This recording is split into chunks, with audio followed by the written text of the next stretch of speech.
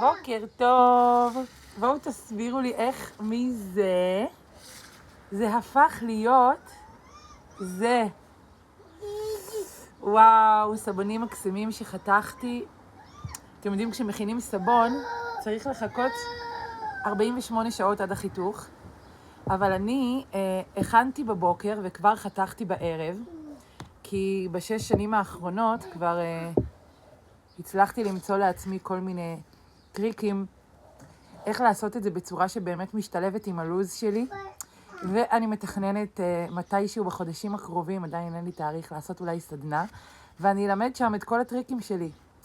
אז שימו לב, זה סבון אלוברה מקסים שמכיל גם שמן שקדים, כל מה שיש לאדמה לתת לנו בריח גן עדן של ארז ואורן.